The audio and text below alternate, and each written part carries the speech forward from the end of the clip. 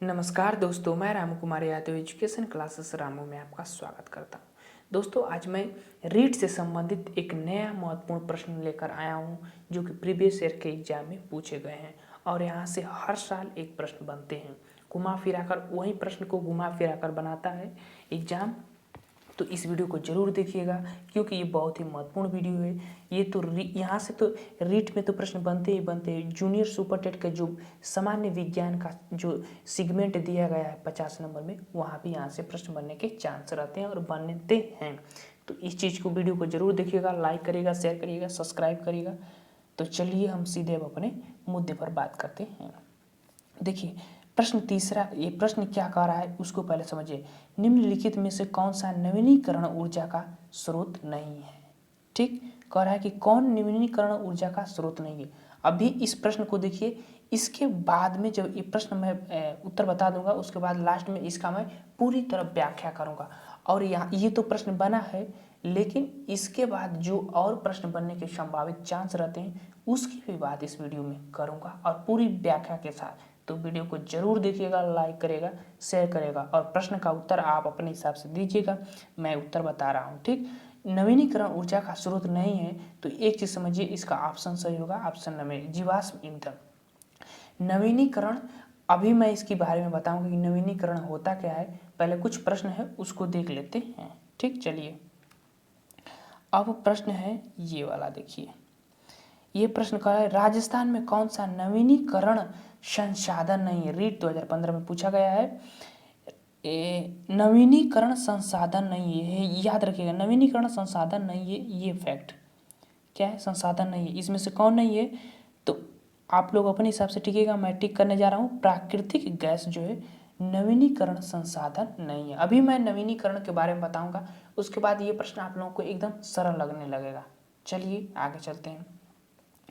आगे क्या है, आगे और ये लास्ट प्रश्न है, इसके बाद हम व्याख्या करेंगे, ठीक। तो चलिए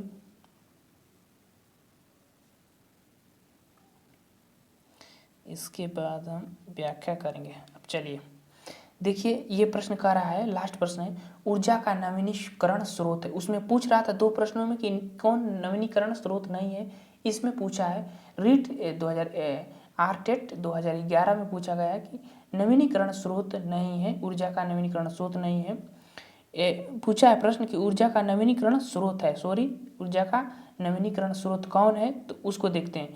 तो ऊर्जा का नवीनीकरण स्रोत कौन है, तो ऑप्शन नंबर इसका सही हो जाएगा पौधे, ठीक, तीसरा सही हो जाएगा। अब हम चलते हैं आगे, व्याख्या करते हैं इस प्रश्न की, इन तीनों प्रश्न की, जो कि हर साल यहाँ से एक प्रश्न बनते हैं। तो इस व्याख्या को आप जरूर सुनिएगा और हो सके तो अपने कॉपी में नोट भी कर लीजिएगा। चलिए पहला चीज समझिए, पहला पॉइंट क्या है कि पौधे ऊर्जा का नवीनीकरण स्रोत है क्योंकि इन्हें मानव द्वारा पुनः उत्पन्न किया जाता है तथा इसके नवीकरण में अधिक समय नहीं लगता है। इस पॉइंट को पढ़ने के बाद आपको तो नवीनीकरण पता ही चल गया होगा कि नवीनीकरण का मतलब ये होता है कि किसी भी पदार्थ को अगर वो नष्ट होता है तो फिर उससे ऊर्जा उत्पन्न हो सकती है। अगर वो नष्ट होने के बाद या समाप्त होने के बाद उससे ऊर्जा उत्पन्न नहीं होती है तो वह नवीनीकरण के अंतर्गत नहीं आता है। जैसे ऊपर हमने देखा, देखिए ऊपर हमने देखा, तीनों प्रश्न में हमने देखा क्या चीज कि कौन ऊर्जा का नवीनीकरण स्रोत नहीं है, ठीक। ऊर्जा का नवीनीकरण स्रोत नहीं है तो इसमें हमने सही मारा था, जो ऑप्शन था वो था जीवाश्म ईंधन।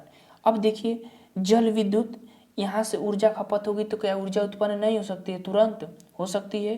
पवन से भी तुरंत ऊर्जा उत्पन्न हो सकती है, जितनी ऊर्जा उत्पन्न होगी उतनी नष्ट होगी, उतनी ऊर्जा उत्पन्न हो जाएगी। और सौर ऊर्जा से तो ऊर्जा का भंडार ही है, ऊर्जा उत्पन्न होता रहे। तो ये क्या है, ऊर्जा के नवीनीकरण स्रोत हैं तीनों के तीनों। लेकिन जीवाश्म ईंधन जब एक बार प्रयोग कर लेते हैं आप तो उसका दोबारा उसका प्रयोग नहीं कर पाते हैं, वह ऊर्जा का नवीनीकरण स्रोत के अंतर्गत नहीं आता है। तो ऑप्शन नंबर पहला सही था इसका। अब नीचे वाले प्रश्न पर हम जब गए थे तो नीचे वाला प्रश्न क्या करा था कि नीचे वाला प्रश्न था राजस्थान में कौन सा नवीनीकरण संसाधन नहीं, नवीनीकरण संसाधन नहीं है, नहीं वाला टिक करना था। तो इसमें कौन सा नहीं है, तो प्राकृतिक गैस। जल भी ऑप्शन में ऊपर वाले में भी था, पवन भी था और सौर ऊर्जा, ये दोनों था। तो इसमें से जो सही सेगमेंट था, जो इसमें से सही था वो प्राकृतिक गैस थी। ठीक, इस प्रश्न में मैंने, अब आगे चलिए नीचे क्या है, नीचे हमने ऊर्जा का नवीनीकरण स्रोत है, ऊर्जा का नवीनीकरण स्रोत है। तो अब यहाँ देखिए, कोयला को एक बार प्रयोग करने के बाद क्या वो फिर प्रयोग में आएगा, फिर ऊर्जा देगा, नहीं देगा ना, तो ये नवीनीकरण स्रोत नहीं है। पेट्रोल भी वही, एक बार ख़त्म कर देने के बाद, क्या एक बार गाड़ी में डाल देने के बाद फिर उपयोग में ला सकते हैं, नहीं ला सकते। यूरेनियम वही बात, एक बार प्रयोग करने के बाद दूसरी बार इसका प्रयोग नहीं कर सकते हैं। अतः ये जो तीनों जो है ऊर्जा का नवीनीकरण स्रोत नहीं है, और ऊर्जा का नवीनीकरण स्रोत जो है पेड़ पौधे हैं, क्योंकि वो ऊर्जा हमेशा उत्पन्न करते रहते हैं। ठीक, अब और भी व्याख्या बचा हुआ है, उसको भी देख लेते हैं। तो पहला हमने पॉइंट पढ़ लिया था इसमें का, पहला पॉइंट क्या कह रहा था उसको पढ़ लिया था।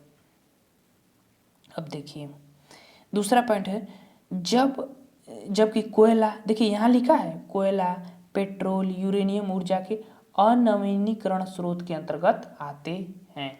इनका एक बार प्रयोग हो जाने के बाद दोबारा इनका प्रयोग नहीं हो पाता है। ठीक, ये जल्द से नवीकरण करने तथा करने का सामर्थ्य नहीं रखते हैं, जल्द से नवीकरण करने का सामर्थ्य नहीं रखते हैं, और इनके नवीनीकरण में हजारों वर्ष लग जाते हैं। ये कोयला, पेट्रोल और यूरेनियम का हजारों वर्ष इनको नवीनीकरण करने में लग जाता है, तो अतः ये नवीनीकरण का स्रोत नहीं है। आगे और भी चलते हैं, और ये महत्वपूर्ण फैक्ट, इसको भी समझ लीजिएगा थोड़ा डिटेल में, इसको जूम कर देता हूँ। ठीक, इसको यहाँ बैठा देता हूँ। अब देखिए पहले समझिए देखिए पहला चीज, ऊर्जा संसाधनों का वर्गीकरण दो पार्ट में किया जाता है, एक नवीनीकरण, एक अनवीनीकरण। ठीक, नवीनीकरण के अंतर्गत कौन कौन आते हैं, सौर ऊर्जा, पवन ऊर्जा, जल ऊर्जा, जल विद्युत ऊर्जा, भूतापीय ऊर्जा, मतलब पृथ्वी का जो तापमान है उससे ऊर्जा उत्पन्न किया जा सकता है, और ज्वारी ऊर्जा, बायोगैस, बायोडीजल और बायोगैस, ये अंतर्गत, ये क्या आ जाते हैं, नवीनीकरण के अंतर्गत आ जाते हैं। ठीक, बायोगैस के अंतर्गत जलावन की लकड़ी, मतलब जलने वाली जो लकड़ियाँ होती है पेड़ पौधे के, वे कृषि अपशिष्ट जैसे चावल की भूसी जो होती है, और एक है शहरी ठोस अपशिष्ट पदार्थ जो है ऊर्जा के नवीनीकरण स्रोत के अंतर्गत आते हैं। लेकिन आप बस इतना याद रखिएगा कि अनवीनीकरण के अंतर्गत आणविक ईंधन जैसे यूरेनियम, थोरियम, ये दोनों आ जाते हैं, और जीवाश्म ईंधन के अंतर्गत कोयला, पेट्रोल, प्राकृतिक गैस आ जाता है अनवीनीकरण के अंतर्गत। तो आप बस इतना सेगमेंट बस याद रखिए, उसके बाद आपको ऑप्शन टिक करने में बहुत ही आसानी हो जाए। बस आप इतना रखिए, अनवीनीकरण के अंतर्गत कौन कौन आएगा, कोयला, पेट्रोल, प्राकृतिक गैस, उसके बाद यूरेनियम, थोरियम, आणविक ईंधन और जीवाश्म ईंधन के अंतर्गत ये आते हैं। बस इतना याद रखिएगा। उसके बाद प्रश्न पूछेगा कि ऊर्जा का नवीनीकरण का स्रोत कौन है, ऊर्जा का नवीनीकरण इनमें से कौन स्रोत नहीं है, ये प्रश्न ऐसे ही बन सकता है। आगे मैंने आपको प्रश्न की व्याख्याएं दिखाई थी, जैसे ये प्रश्न देख लीजिए। इसमें प्रश्न, ये जो प्रश्न है, इसमें ये जो प्रश्न दिए गए हैं सब, इसमें वही बातें पूछी गई हैं। ठीक, कि निम्न में से नवीनीकरण ऊर्जा का स्रोत नहीं है, नीचे वाले में भी वही कि नवीनीकरण संसाधन नहीं है। इसमें पूछा है कि कौन नवीनीकरण है, तो आप अनवीनीकरण पता रहेगा कि ये होता है, और नवीनीकरण अगर आपको पता रहेगा कि ये होता है, तो फिर आपको ऑप्शन टिक करने में बहुत ही आसानी होगा। तो याद रखिएगा, अनवीनीकरण के अंतर्गत कौन कौन से आते हैं, कोयला, पेट्रोल, प्राकृतिक गैस, ये जीवाश्म ईंधन के अंतर्गत आते हैं, और आणविक ईंधन के अंतर्गत यूरेनियम, थोरियम, ये दो पदार्थ आते हैं।